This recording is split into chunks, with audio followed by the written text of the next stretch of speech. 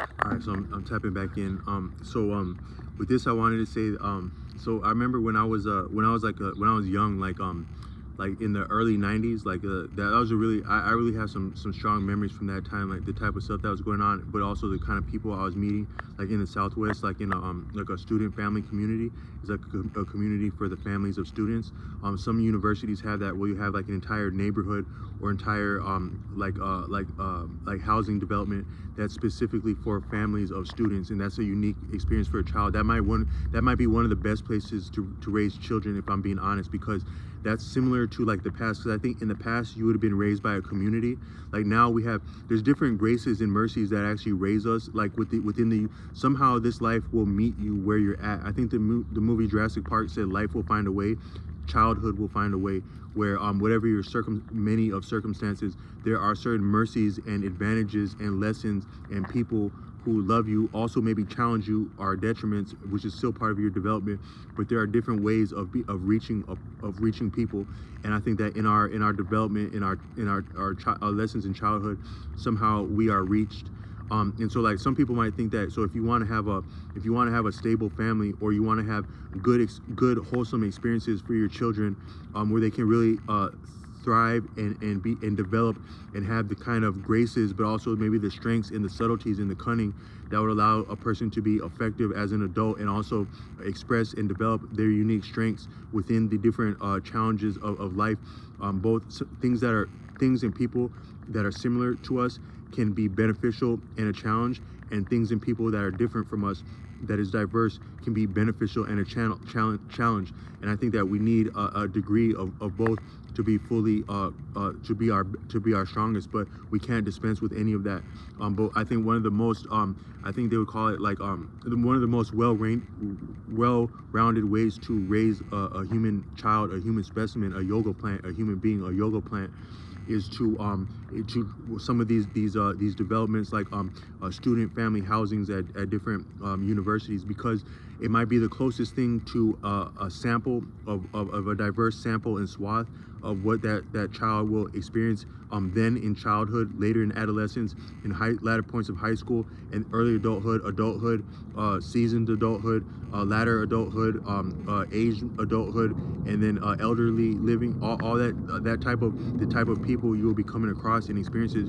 You will have the most diverse and accurate sample of that, likely in a student housing complex. Because likely, I don't know where you might be viewing this from, but if you imagine where you're at. Now, some places are very diverse.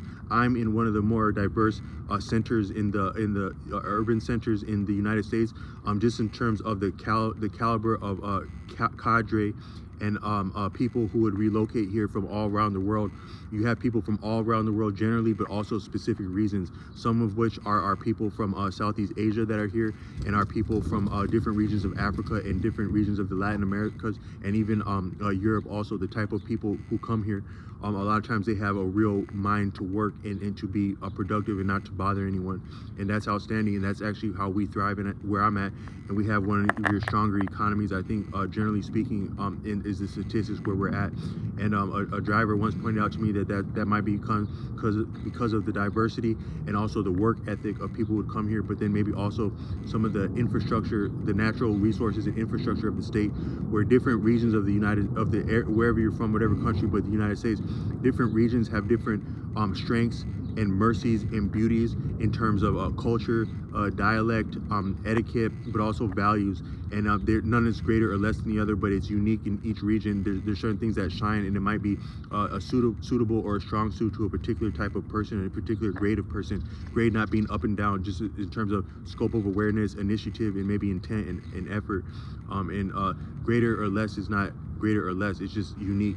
But for me, that actually might not be my strongest position, is being here where I'm at. But one of the things is that here, my father pointed out to me, who my father migrated here like in the 70s and 80s, is that here there's a specific value on education and infrastructure, work too, but almost above and beyond that, superseding, is infrastructure and work ethic, and also etiquette, and etiquette being part of work ethic, where a lot of people here are they're pretty tactful, and they're pretty respectful, and they're not going to give you a problem, generally speaking, unless you had it coming. But they also can be as equally difficult to engage and have meaningful contact with, I find, just in terms of my personality. But one specific place, location, can be two different locations to two different people, depending on your background and your intention and your constitution as a person. Some of that you can help, some of it you can't. But that's also the thing that might be also disheartening sometimes with relationships, where as much as you like a person, or would like to like a person, and are liked by a person, or not liked by a person, or like to be liked by a person, your experience of them, another person cannot know them or have the same background as you, but they have an entirely different experience, an entirely different chemistry. And I think none of us can help that. But when it works in our favor, it's rock and roll. It's past rock and roll. But when it doesn't, it can be challenging. But all it's been is that places can be different to different people. But here you have a lot of diversity in the first place. But then there's other locations, like I visited Vancouver. That's a very diverse, you can't help but notice how diverse that place is when you go there. And then obviously the great New York City would be like that.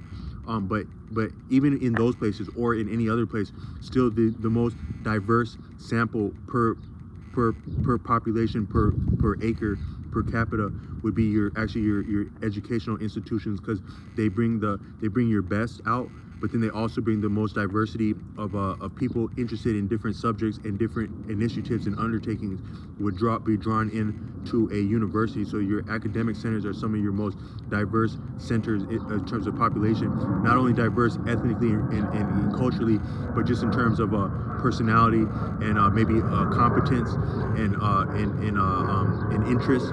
Is very diverse in an educational cohort or community. But then you take the family aspect of that, like your family housing in some of these places, and that might be the best place to raise children, I think.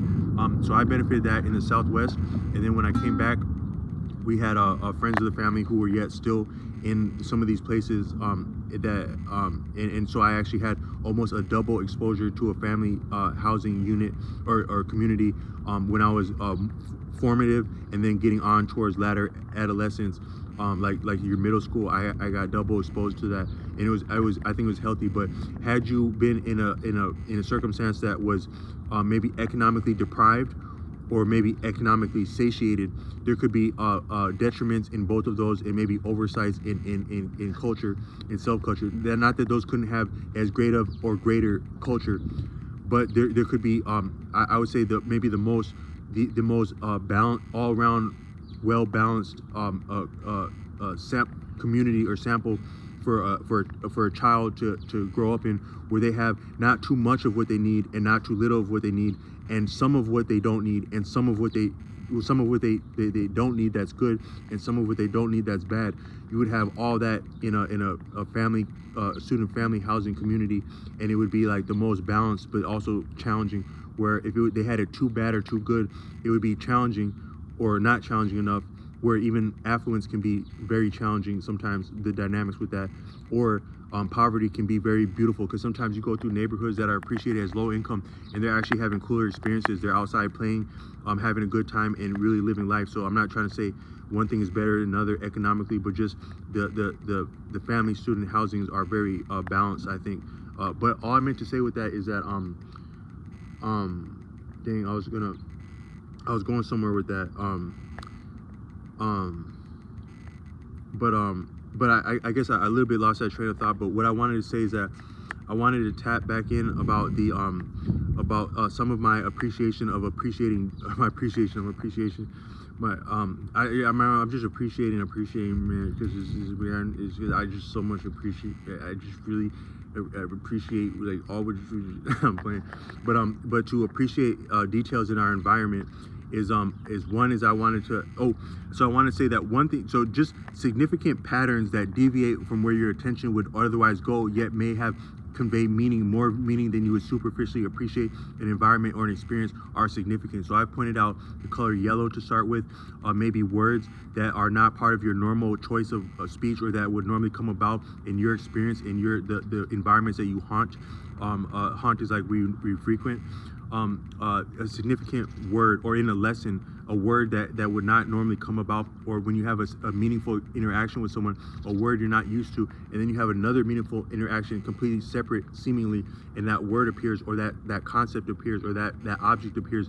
That connection is something of like a positive anomaly, or a negative. It can be just an anomaly, and to recognize that would go a long way in appreciating, noticing detail.